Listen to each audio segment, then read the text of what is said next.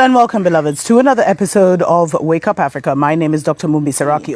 All of this is linked to the Nile and the grand Renaissance dam that, that Ethiopia created. And Egypt, remember when Egypt went running, Sisi went running to Trump and was like, we need to stop Ethiopia. And there's been so many, the African Union tried to intervene, the United Nations tried to intervene, Washington tried to intervene, where they all went. The prime minister didn't go, of Ethiopia though, but they all went there. And then Trump released a statement where he was like, Egypt could bomb the Grand Renaissance Dam in Ethiopia. And there was this whole messaging, beloveds. That's when the war started.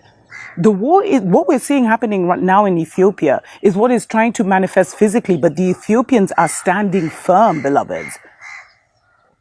And Ethiopia is not standing down. And beloveds, Prime Minister Abiy Ahmed gave all of us the hints. Because when he was re-elected this year, what his main message to the Ethiopian people is that he was going to stand firm and protect the sovereignty of Ethiopia. And that basically, why would he say that if there's no imminent threat, beloveds? Who's in Ethiopia right now? Only the Ethiopians. And yet the entire world is being drawn into this war by the really aggressive propaganda campaign of media like CNN. And that's how this whole thing triggered off. And beloveds, we need to be aware of who's in office right now. We're literally in an Obama 3.0.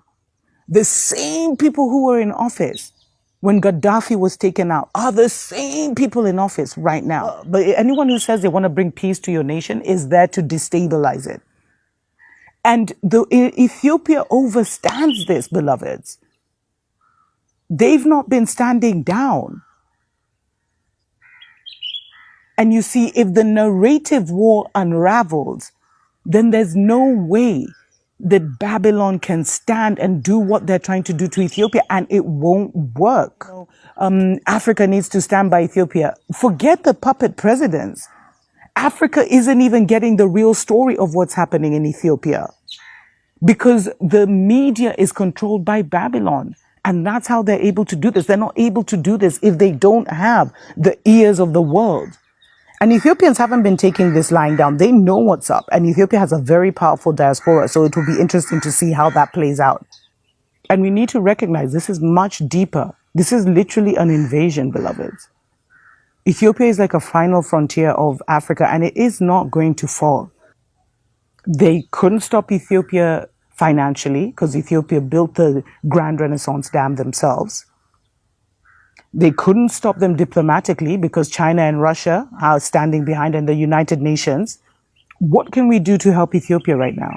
So sharing the correct and true narrative, which means knowing it for ourselves, identifying those alternative sources, and then sharing those.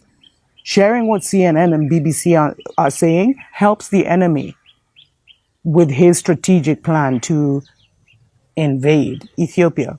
But this is not a civil war, beloveds. This is something where people want to stop the progress of Ethiopia.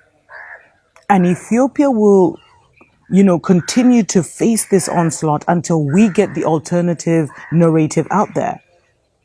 And the way you saw the CNN woman acting, so aggressive to put her point and to say this before we'd have all fallen for it. And sadly, there's still people who are falling for it now. But you've got to be able to see that they are arrogant, they're aggressive, they have no manners. They push their narrative over and over. She wasn't even allowing the woman to speak.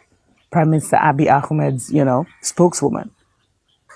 Because they've just been so used to bullying the world to accept the story that they deem as important.